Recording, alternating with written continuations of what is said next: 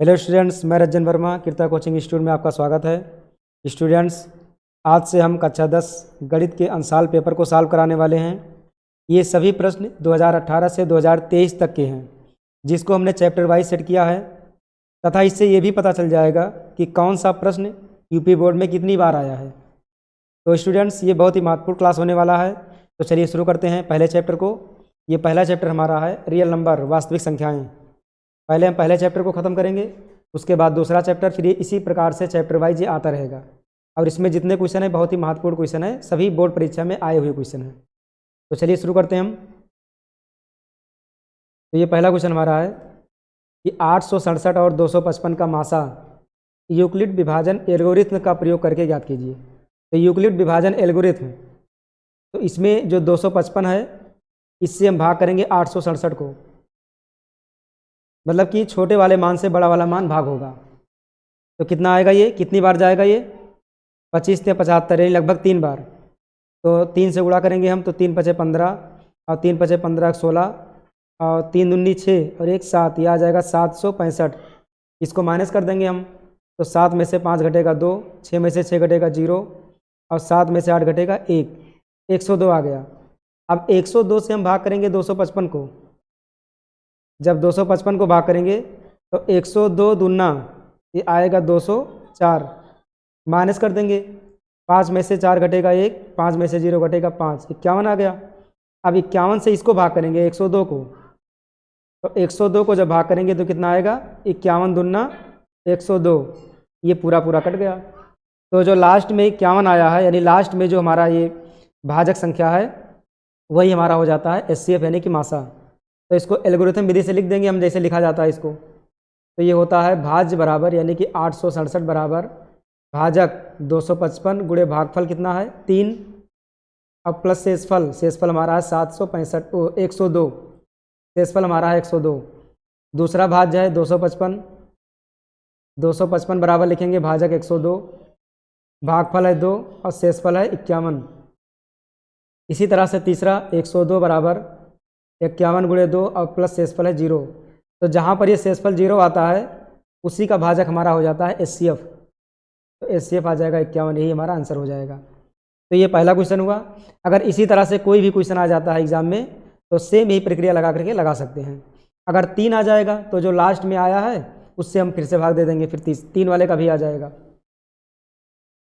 ये दूसरा वाला क्वेश्चन है, दिया गया है कि एचसीएफ बराबर 255 867, इसका मासा है 51, तो हमको इसी का एलसीएम निकालना है। तो डायरेक्ट भी लगा सकते हैं, लेकिन जब इस तरह से दिया है तो इसको हम सूत्र द्वारा लगाएंगे। सूत्र होता है हमारा पहली संख्या गुणे दूसरी संख्या, पहली संख्या गुणे दूसरी संख्या बराबर मासा गुणे लासा, यानी एचसीएफ गुणे एलसीएम, ये होता है फार्मूला। अब इसमें मान रख देंगे, पहली संख्या हमारा है 255 और दूसरी संख्या है हमारा 867, ये सीएफ दिया हुआ है 51 और एलसीएम हमको निकालना है। तो अब 51 से भाग दे देंगे हम, तो एलसीएम बराबर निकालेंगे तो 51 बटे के नीचे आ जाएगा। तो ये बन जाएगा 255 गुणे 867 और बटे हो जाएगा 51 और बराबर एलसीएम। अब इसको भाग कर दें, हम काट देंगे, तो काटेंगे तो कितना मान आएगा, 3 से काटेंगे इसको हम, तो 3 का नम 3 2 5, 3 7 21, इसको काटेंगे तो 3 8 24, 1 बचा, 3 बचे 15, 17 से काटेंगे तो आएगा 17 पचे 85, यानी कि एलसीएम आ गया 5 गुणे 867, ये हो जाएगा 5 गुणे 867, गुणा कर देंगे, 5 7 35, 5 6 30, 30 3 33 और 5 8 40 3 43, ये 4335 आ गया हमारा एलसीएम यानी आंसर। यही हमको निकालना था। ये क्वेश्चन 2023 में आ चुका है। इसी तरह के और भी क्वेश्चन आते हैं जिसमें मान दिया रहता है अलग अलग, और बाकी यही पूरा फार्मूला लगेगा, मान चेंज होकर के आ सकता है। जैसे ये वाला क्वेश्चन, ये सेम वही क्वेश्चन है, बस सिर्फ अंक बदला हुआ है इसका। ये 2022 में आया हुआ है, तो जैसे उसको हमने लगाया उसी तरह से इसको भी लगा सकते हैं। इसमें पहली संख्या दिया है 306, तो लिख देंगे 306 गुणे दूसरी संख्या यह है 657 और बराबर मासा दिया है यानी एचसीएफ दिया है 9, और हमको एलसीएम निकालना है तो एलसीएम लिख देंगे यहाँ। 9 आ जाएगा बटे के नीचे, तो 306 गुणे 657 और 9 आ जाएगा बटे के नीचे बराबर एलसीएम। अब 9 से भाग कर देंगे हम, तो 9 से भाग करेंगे तो कितना मिलेगा, 9 का 9, ये 9 त्रिक 27, 3 बचा, 9 चौक 36, यानी कि आ गया 34 गुणे 657, ये आ गया एलसीएम हमारा। अब इसको हम गुणा कर देंगे, तो एलसीएम बराबर इसको गुणा करेंगे हम 657 को 34 से, तो 4 7 28, 4 5 20, 2 22, 4 6 24 और 2 26, 3 7 21, 3 5 15, 2 17, 3 6 18, 19, तो 8 2 1 3, 7 6 13, 9 2 11, 12 और 1 1 2, ये आ गया हमारा मान 22,338, ये आंसर हो जाएगा। तो इसमें बस यही करना है, सिर्फ पहली संख्या गुणे दूसरी संख्या बराबर मासा गुणे लासा, एचसीएफ गुणे एलसीएम। अब ये चौथा क्वेश्चन, ये भी सेम उसी तरीके से, इसमें बस एचसीएफ एलसीएम निकालना है, लेकिन यहाँ बस थोड़ा तरीका चेंज कर दिया है।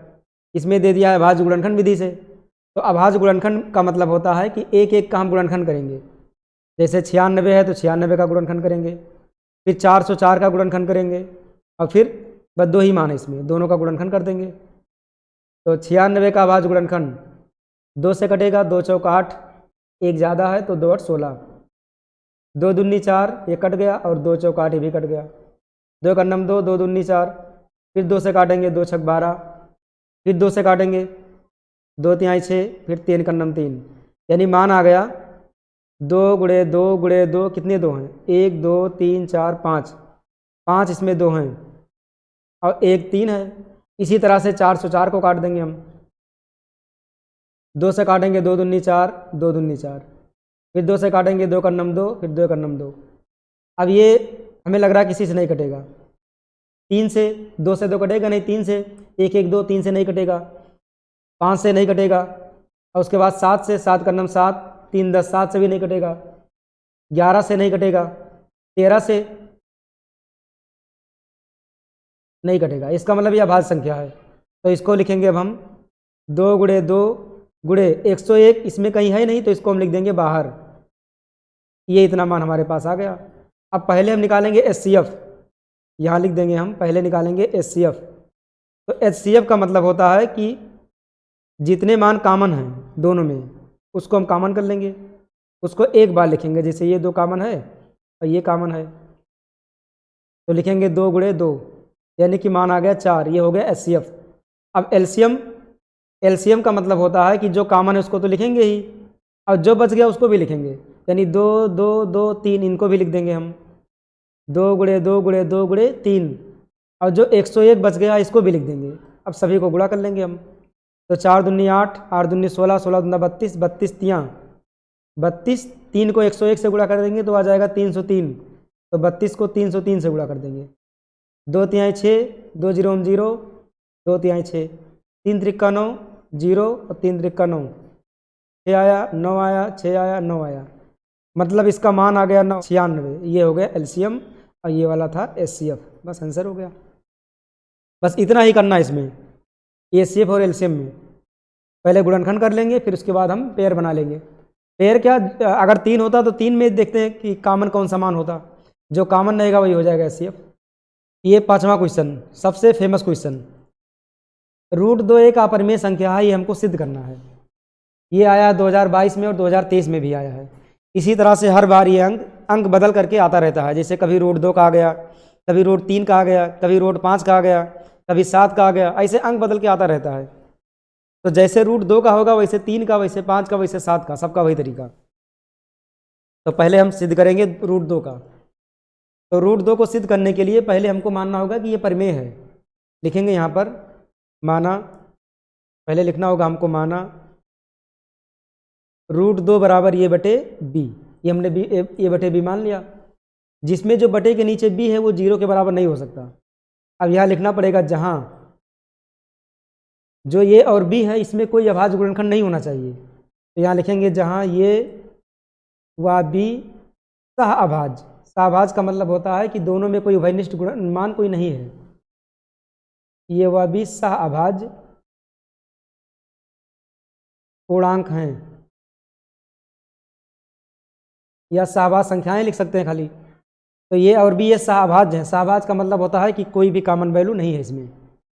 अब इसको कहीं से गुणा कर दें हम, बी को √2 से गुणा करेंगे तो आएगा √2b, और ये का यहाँ बटे करेंगे तो आ जाएगा ये। दोनों पक्षों का वर्ग करेंगे, लिखेंगे दोनों पक्षों का वर्ग करने पर, दोनों पक्षों का वर्ग करने पर तो √2b का स्क्वायर हो जाएगा और बराबर ये का स्क्वायर। उसी तरह से √2 का स्क्वायर करेंगे तो 2 हो जाएगा, और ये b स्क्वायर और ये स्क्वायर। अब यहाँ से अगर देखा जाए तो ये स्क्वायर 2 से कट सकता है ये, क्योंकि बटे के नीचे जाएगा ये। अगर इसको हम बटे के नीचे कर दें तो इसका मतलब क्या हुआ कि ये स्क्वायर 2 से कट रहा है। तो इसका भाषा लिख देंगे हम कि चूंकि ये स्क्वायर 2 से विभाजित है, ये स्क्वायर 2 से विभाजित है, और जब ये स्क्वायर 2 से विभाजित है तो अगर ये स्क्वायर का वर्गमूल निकालेंगे तो ये आएगा, तो ये भी 2 से विभाजित होगा। तो लिख देंगे इसलिए ये भी 2 से विभाजित होगा, ये भी 2 से विभाजित होगा। इतना हम लिख सकते हैं। अब हमको 2 को लाना है बी स्क्वायर के नीचे, तो बी स्क्वायर के नीचे लाने के लिए ये का हमें मान रखना होगा। तो ये का हम मान रखेंगे 2c, यहाँ लिखेंगे माना ये बराबर 2c, तो ये का मान हम 2c रख देंगे यहाँ पर। तो यहाँ लिखेंगे हम बी स्क्वायर बराबर ये की जगह हो जाएगा 2c और इसका स्क्वायर और बटे 2। अब यहाँ पर हमने 2 रखा है, अगर यही सिद्ध करना होता √3 तो यहाँ ये बराबर हम 3c रखते। अगर यहाँ पर सिद्ध करना होता 5 √5, ये बराबर 2c की जगह रखते 5c। अब इसको सॉल्व करेंगे और आगे, तो ये आएगा बी स्क्वायर बराबर 4c स्क्वायर बटे 2, काट देंगे इसको तो 2 दूनी 4, तो आ जाएगा बी स्क्वायर बराबर 2c स्क्वायर। तो बी स्क्वायर को भी 2 काटेगा, तो इसको ऐसा लिख सकते हैं बी स्क्वायर बटे 2, बटे के नीचे ले आएंगे और बराबर हो जाएगा c स्क्वायर। तो इससे स्पष्ट हो रहा है कि बी स्क्वायर को 2 काट रहा है। तो यहाँ लिखेंगे चूँकि, यहाँ हम लिख देंगे चूँकि बी स्क्वायर 2 से विभाजित है,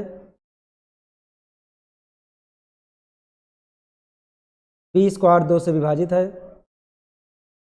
इसलिए बी भी 2 से विभाजित होगा, बी भी 2 से विभाजित होगा।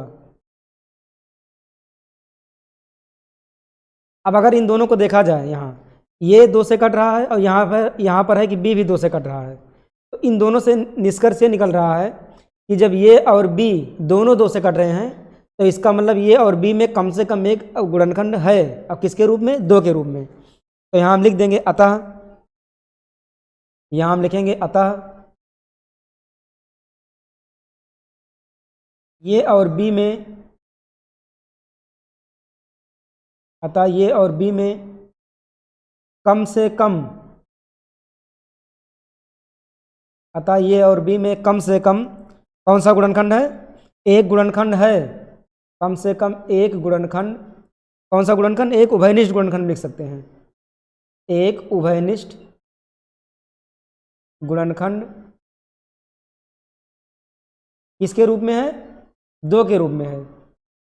और यहाँ हमने माना था कि ये और बी ये सहभाज्य हैं, और जब ये सहभाज्य है तो ये 2 कहाँ से आ गया फिर गुणनखंड? और ये 2 आने का मतलब है कि ये पूरी तरह से गलत है कि ये परिमेय है, जबकि परिमेय नहीं है, क्या है? अपरिमेय है। तो इसको हमें लिखना होगा परंतु इससे इस तथ्य का विरोधाभास प्राप्त होता है, परंतु इससे इस तथ्य का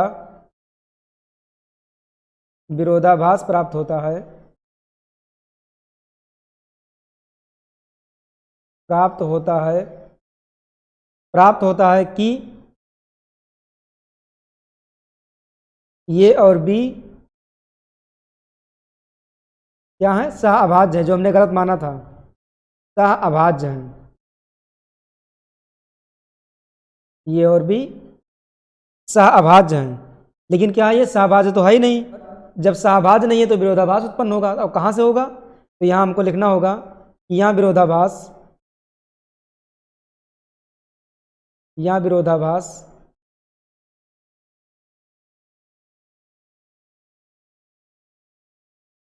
यहाँ विरोधाभास हमारी त्रुटिपूर्ण परिकल्पना के कारण प्राप्त हुआ है।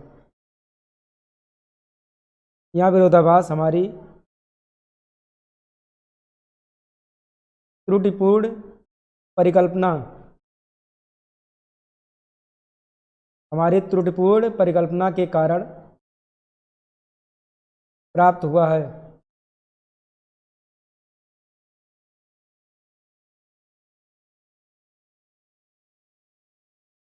कि √2 क्या है, परिमेय है, जबकि √2 एक अपरिमेय संख्या है, एक अपरिमेय संख्या है, संख्या है। बस ये हमारा सिद्ध हुआ। अब छठवां क्वेश्चन, ऐसे √3 वाला भी करना है सेम, जो प्रक्रिया 2 का था वही प्रक्रिया 3 का होगा। अब ये 2019, 2020, 2022 और 2023 कई बार आया है ये, यानी समझो बहुत ही इंपॉर्टेंट है ये। तो चलिए इसको भी बता दे रहे हैं हम। जैसे मान लें कि √3 है, यहाँ लिख देंगे माना √3 बराबर ये बटे b, ये क्या है, परिमेय है।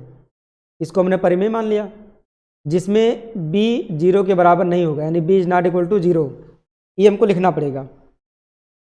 और एक कंडीशन और भी है कि ये और b लिख देंगे यहाँ, जहाँ ये व b सह अभाज्य हैं, क्योंकि इसके बीच में कोई उभयनिष्ठ गुणनखंड नहीं है, ये और b सह अभाज्य हैं।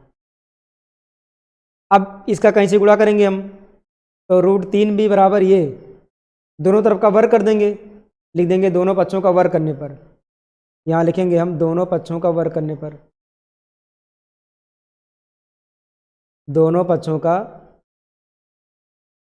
वर्ग करने पर जब वर्ग करेंगे तो आएगा √3b का होल स्क्वायर और बराबर ये स्क्वायर, तो ये बनेगा 3b स्क्वायर बराबर ये स्क्वायर। अब 3 को चाहो तो ये स्क्वायर के नीचे ले जाएं या यहीं रहने दें। अब इसमें वही भाषा लिखा जाए, क्योंकि ये स्क्वायर 3 से विभाजित है, ये स्क्वायर 3 से विभाजित है, इसलिए ये भी 3 से विभाजित होगी, ये भी 3 से विभाजित होगा। इतना हम लिख देंगे यहाँ। अब क्या काम करेंगे कि ये में रख देंगे 3c, जैसे वहाँ हमने 2c रखा था वैसे यहाँ 3c रखेंगे, लिखेंगे ये बराबर 3c रखने पर, अब ये की जगह रख देंगे 3c, तो ये की जगह 3c रखेंगे तो क्या बनेगा, ये बन जाएगा b स्क्वायर बराबर 3c का स्क्वायर बटे 3, तो हो जाएगा b स्क्वायर बराबर 3 त्रिका 9 c स्क्वायर बटे 3, काट देंगे 3 का नम 3, 3 त्रिका 9, यानी कि बन गया b स्क्वायर बराबर 3c स्क्वायर बटे 1 खाली आएगा तो उसको लिखने से कोई फायदा नहीं है। अब 3 चला आएगा b स्क्वायर के नीचे, तो b स्क्वायर बटे 3 बराबर c स्क्वायर।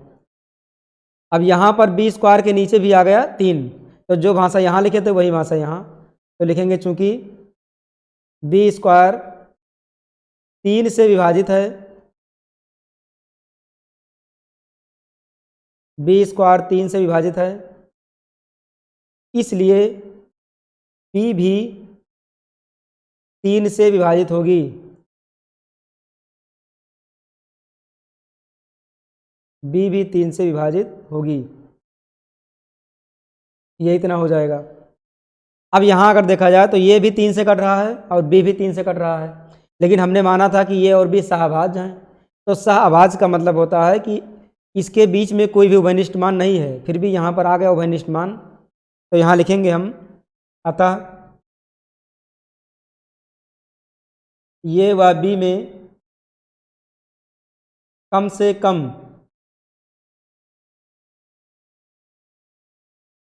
कम एक उभयनिष्ठ गुणनखंड, एक उभयनिष्ठ गुणनखंड कितना आया है, ये उभयनिष्ठ गुणनखंड आया है 3, कम से कम एक उभयनिष्ठ गुणनखंड 3 है। अब क्या काम करेंगे इसमें, अब जब 3 उभयनिष्ठ गुणनखंड है, हमने यहाँ माना था कि ये सहअभाज्य है, तो इस तथ्य का विरोधाभास तुरंत प्राप्त हो गया। तो यहाँ लिख देंगे हम परंतु, अब पूरा भाषा लिख देंगे यहाँ, परंतु इससे इस तथ्य का विरोधाभास प्राप्त होता है, इससे इस तथ्य का विरोधाभास प्राप्त होता है, इससे इस तथ्य का विरोधाभास प्राप्त होता है। इस तथ्य का विरोधाभास प्राप्त हो गया कि ये व बी सहअभाज्य हैं, कि ये व बी सहअभाज्य हैं। ये विरोधाभास कहाँ आया, कहाँ से है, तो लिखेंगे यहाँ विरोधाभास, यहाँ लिखना पड़ेगा, यहाँ विरोधाभास हमारी त्रुटिपूर्ण परिकल्पना के कारण प्राप्त हुई है। यहाँ विरोधाभास हमारी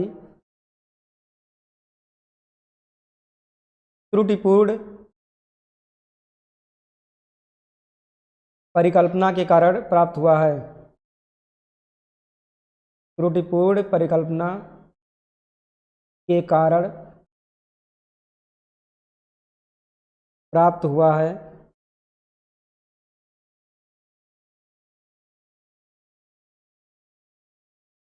कौन सा हमने त्रुटिपूर्ण परिकल्पना माना था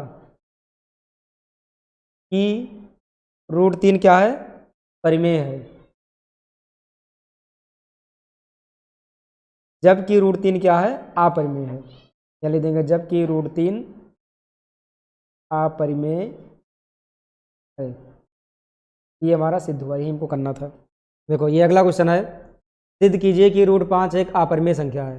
ये भी 2021 में आया हुआ है। तो जैसे भी लगाए थे √2 वाला, √3 वाला, उसी तरह से √5 का भी लगेगा। बस काम क्या करना है कि जहाँ पर ये मान रखा है ये बराबर 3c, उसमें रख देना है ये बराबर 5c। बस जहाँ 3c रखे हैं वहाँ पर 5c रख देना है, बाकी काट करके जहाँ जहाँ 3 रहेगा वहाँ वहाँ 5 कर देंगे, वही मान आ जाएगा, क्योंकि सेम प्रक्रिया है। तो इसको लगा लेना। फिर आगे बढ़ रहे हैं हम 8वें क्वेश्चन पर। देखा, सिद्ध कीजिए कि 5 + √3 एक अपरिमेय संख्या है। ये 2022-2023 में आया हुआ क्वेश्चन है। और इसी तरह के और भी क्वेश्चन आए हैं जिसमें अंक बदला हुआ है, चिन्ह बदला हुआ है, बस यही किया हुआ है। तो जैसे पहले वाला भी किए थे उस तरह से इसको नहीं करना है, इसको शॉर्ट में हम कर लेंगे, बस ज़्यादा लॉन्ग में नहीं जाना इसमें। तो इसमें भी हम मानेंगे, पहले देखेंगे माना 5 + √3 बराबर ये बटे बी, परिमेय। परिमेय सब में मानना ही मानना है। और यहाँ भी लिखेंगे b is not equal to 0, यानी b 0 के बराबर नहीं होना चाहिए। और ये भी लिखेंगे जहाँ ये व b पूर्णांक हैं, यहाँ लिख देंगे पूर्णांक हैं। तो √3 का मान जब निकालेंगे हम, तो ये बटे b, अब यहाँ जो 5 है वो 5 लाएगा दाहिने तरफ, तो हो जाएगा -5। तो जब ये बटे b परिमेय है तो ये बटे b -5 ये भी परिमेय होगा। और जब ये परिमेय है तो √3 भी परिमेय होगा। तो इसको हमें लिखना होगा, लिखेंगे यहाँ, चूँकि ये व b पूर्णांक हैं, ये व b पूर्णांक तथा ये बटे b क्या है, परिमेय है, व ये बटे b परिमेय है।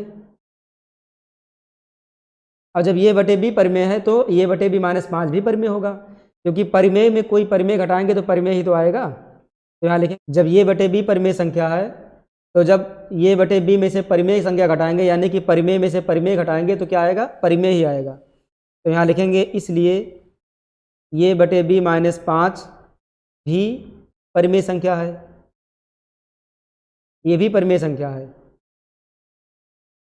और जब ये परिमेय संख्या हो जाएगा तो इसके बराबर है √3, तो ये भी परिमेय हो जाएगा। तो लिख देंगे अतः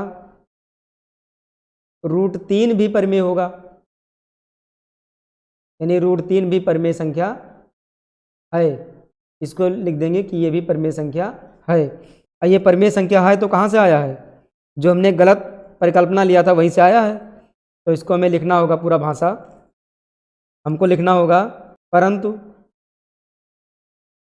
इससे इस तथ्य का विरोधाभास प्राप्त होता है। इससे इस तथ्य का विरोधाभास प्राप्त होता है।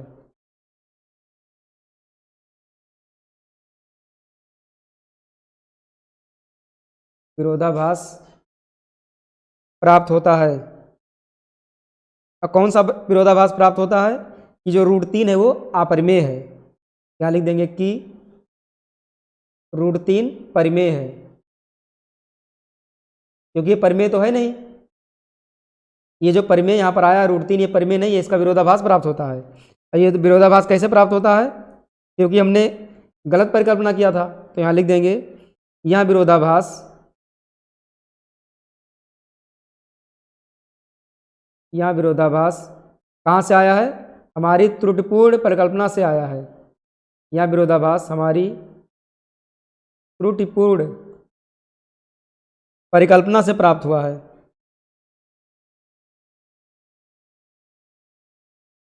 त्रुटिपूर्ण परिकल्पना से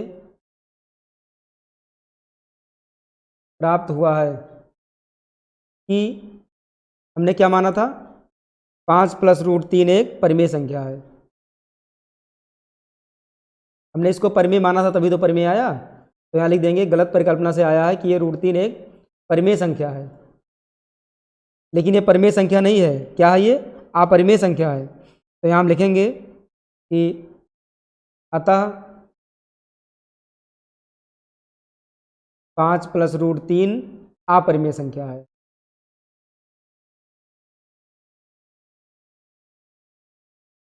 अपरिमेय संख्या है, ये हमारा सिद्ध हुआ मान। यही करना है इसमें। अगला देखेंगे, ये 9वां नंबर, ये भी सेम वही है। 9वें में भी वही करना है। देखा, सिद्ध कीजिए 2 - √5 अपरिमेय संख्या है। तो ये भी वही मानेंगे, 2 - √5 बराबर मान लेंगे ये बटे b, ये मानेंगे परिमेय। और इसमें b 0 के बराबर नहीं होना चाहिए। देखिए, ये भी 2022 में आया हुआ है। और इसमें भी लिखेंगे जहाँ ये व b पूर्णांक हैं, ये भी मान लेंगे कि ये पूर्णांक हैं। अब इसमें -√5 को यही रहने देंगे और इस 2 को इधर भेज देंगे, तो हो जाएगा -2। माइनस कॉमन करेंगे या माइनस को इधर भेज देंगे हम, तो √5 बराबर हो जाएगा, माइनस इधर आएगा तो -a बटे b, और ये हो जाएगा +2। इतना बन जाएगा ये। तो ये बटे b परिमेय था, और जब ये बटे b परिमेय रहेगा और इसमें अगर हम 2 को शामिल करेंगे या 2 घटाएंगे तो ये भी परिमेय होगा। और जब ये परिमेय हो जाएगा तो √5 भी परिमेय होगा। तो यहाँ लिखेंगे हम, क्योंकि ये व b पूर्णांक हैं, क्योंकि हमने माना है ये चीज़, ये व b पूर्णांक हैं, व ये बटे b परिमेय है, इसको हमने परिमेय भी माना है। और जब ये बटे b परिमेय है तो क्या चीज़ है? -a बटे b +2, ये भी हो जाएगा परिमेय, ये भी परिमेय है, ये भी लिख देंगे परिमेय संख्या है। अब जब ये वाला परिमेय संख्या हो जाएगा तो √5 भी परिमेय होगा, अतः √5 भी परिमेय है या परिमेय होगी, ऐसा भी लिख सकते हैं। जब ये परिमेय हो जाएगा तो हमारी जो कल्पना है वो गलत हो जाएगी। तो लिखेंगे इससे इस तथ्य का विरोधाभास प्राप्त होता है, ये तुरंत विरोधाभास प्राप्त होगा। तो यहाँ लिखेंगे हम परंतु, अब हमको भाषा लिखना होगा, लिखेंगे परंतु इससे इस तथ्य का विरोधाभास प्राप्त होता है, विरोधाभास प्राप्त होता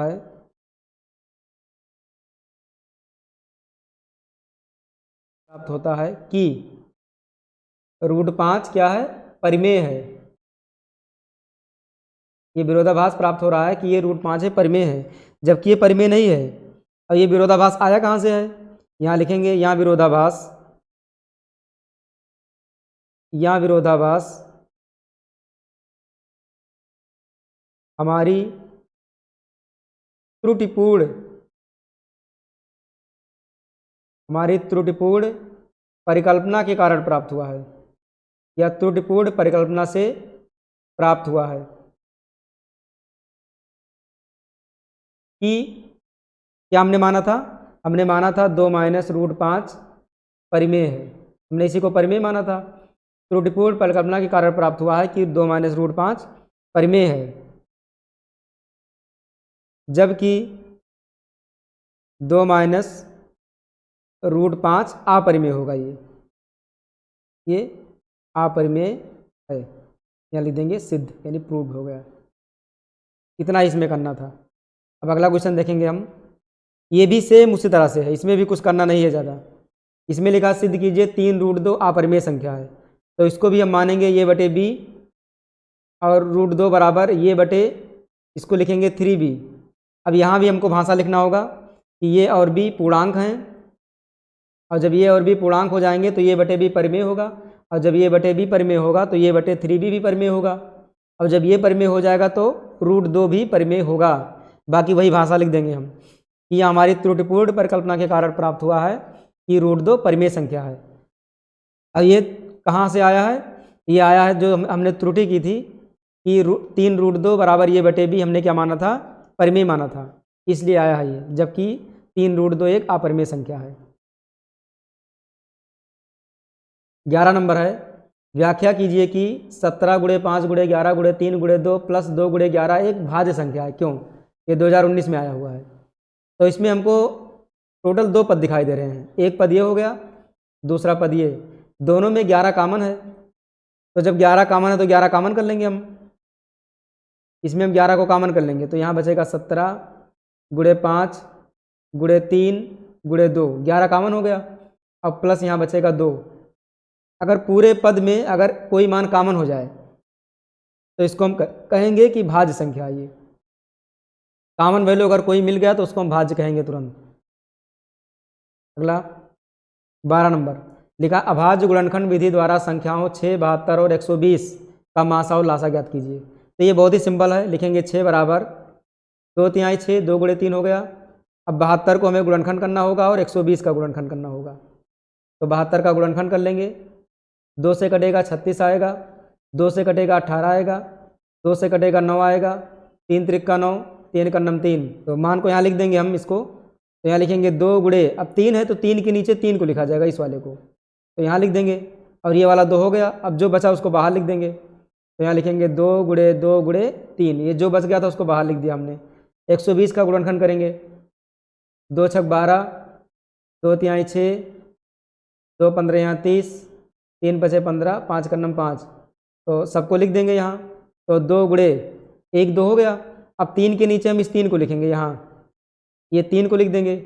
अब इस वाले 2 को इस वाले 2 के नीचे, अब गुणे ये वाला 2 इस वाले 2 के नीचे, अब 5 है तो 5 को लिख देंगे यहाँ बाहर। अब निकाल लेंगे HCF, तो HCF का मतलब होता है सब में कॉमन, तो ये 2 सब में कॉमन है, 2 को लिखेंगे, और ये 3 सब में कॉमन है, 3 को लिखेंगे, यानी कि HCF आ गया 3 दूनी 6, ये हमारा आ गया HCF। अब हमको LCM निकालना है, यानी कि लासा, तो यहाँ लिखेंगे LCM। LCM का मतलब होता है कि जो सब में कॉमन है उसको लिखेंगे, यानी जो 6 आया है उसको लिखेंगे पहले, जो मासा आया है, अब जो बचेगा उसको भी लिखेंगे हम। तो यहाँ 2 कॉमन है दोनों में, तो इसको भी लिख लेंगे, यानी कम से कम में कॉमन होगा उसको भी लिखा जाएगा। ये दोनों कॉमन है दोनों में, तो इसको भी लिखेंगे एक। 3 कुछ नहीं है, अकेला है, तो इसको 3 को लिख देंगे ऐसे। 5 है तो 5 को लिख देंगे। अब सबको गुणा कर देंगे, तो आएगा 6 दूनी 12, दूना 24, 24 ने 72, 72 पंचे, 5 दूनी 10, अब 5 होते 35, 1 36, ये 360 आ गया इसका आंसर, यानी LCM। ये हमारा मान हो गया। ये पहले चैप्टर का सिर्फ इतना ही क्वेश्चन था, जो वास्तविक संख्याएं चैप्टर का था वो सिर्फ 12 क्वेश्चन था। इसमें अगर और भी क्वेश्चन देखना चाहते हैं तो इसका हम लिंक डिस्क्रिप्शन बॉक्स में दे देंगे, उसमें पूरा ऑब्जेक्टिव ही है, और बहुत सारे क्वेश्चन ऑब्जेक्टिव हैं। और इसके बाद के जितने भी चैप्टर होंगे वो ऐसे ही चैप्टर वाइज आते रहेंगे, और इसके जितने भी ऑब्जेक्टिव हैं उसका अलग से वीडियो बनाया गया है, जा करके हम इसका प्लेलिस्ट डिस्क्रिप्शन बॉक्स में दे देंगे, उसमें जा करके देख सकते हैं सभी चैप्टर्स के ऑब्जेक्टिव। क्योंकि ऑब्जेक्टिव को हम नहीं कराएंगे, उसका हम वीडियो पहले से बना चुके हैं, तो जा करके वहाँ से देख लेना। जो 20-20 क्वेश्चन वाले हैं वो वहाँ से अच्छे से कवर हो जाएंगे। तो फिर मिलते हैं अगले वीडियो में।